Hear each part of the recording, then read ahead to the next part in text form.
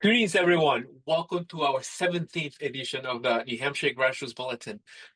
Here we have a special guest today, Lisa Beaudoin. Lisa was just appointed the Concord City Democratic Chair. We are excited for Lisa's energy, for Lisa's enthusiasm. So, Lisa, thank you for joining us today.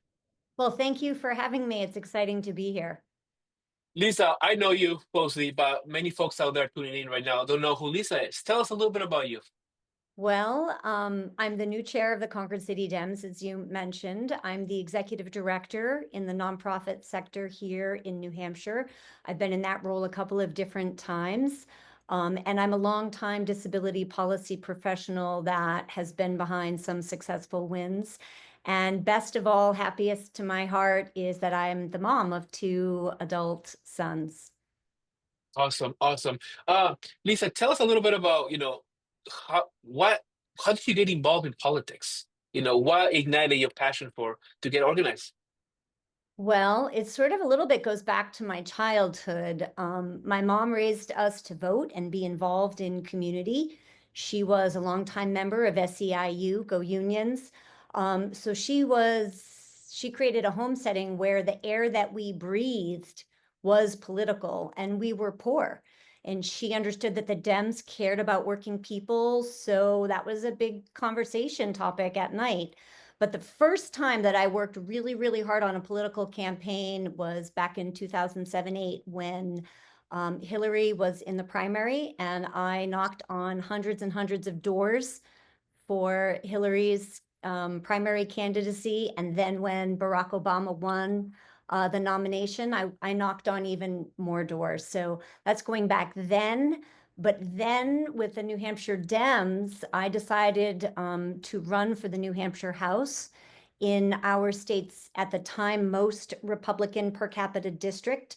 So I ran for the New Hampshire House in 2016 and 2018, really with the goal of keeping Dems in the conversation, even in a very deep red district like the one I lived in, and building bridges and making sure that Dem values were represented in, at the time, Temple, New Ipswich, and Sharon. So Awesome, awesome. Wow, yeah, that's definitely a little bit of a red district, but always the work that we do there is always important. So, Lisa, so now you're with the Concord City Lamps. Tell us a little bit about the activities that you already put together and some of the ideas that you have for the future. What's happening there? yeah. So I really believe that the Dems need to do some rebranding. We've taken a couple of really big hits at the state level. I mean, we have taken very big hits at the state level, clear and unequivocally. So we have to be better at getting our message out. We need to be clear about our values. We need to be clear about creating a culture of belonging for all Granite Staters. So, and we also need to be deeply listening to what working Granite Staters are laying awake at night thinking about. What is keeping them worried?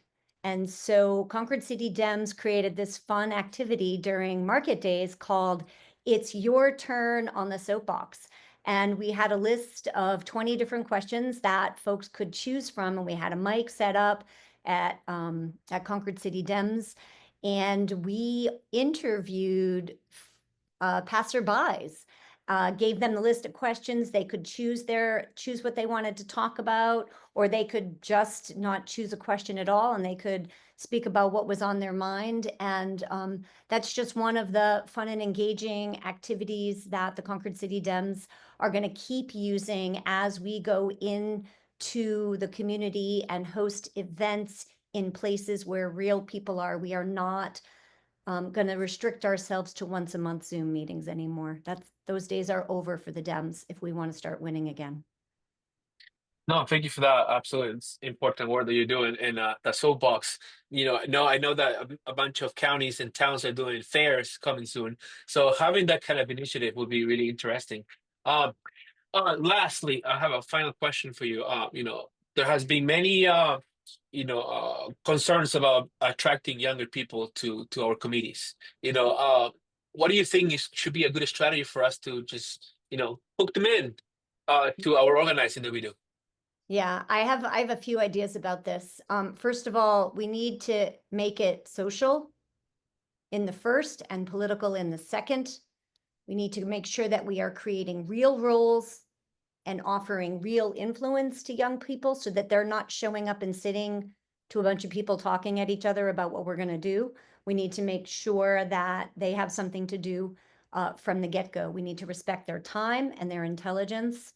We need to be radically welcoming, and we need to go to the places where they are and make sure that we are having events in those places so that we can figure out what's important to them socially, emotionally, and politically, so that we can make sure that we represent what's on their minds and in their hearts. We need to make sure that we are creating joyful events, and we want to make sure that we get them involved in small winnable campaigns so that we can keep them interested and engaged. Well, Lisa, thank you so much for your time. That was super powerful, folks. For those folks tuning in, you will find Lisa at a local rally with a megaphone, on a table, or in organizing the Concord City Dams, which has been really refreshing to see in the last few months. So, Lisa, thank you so much for your time. Thank you, Sebastian. Have a wonderful day, and thank you for inviting me on. All right, folks. Well, until the next edition, thank you for tuning in again.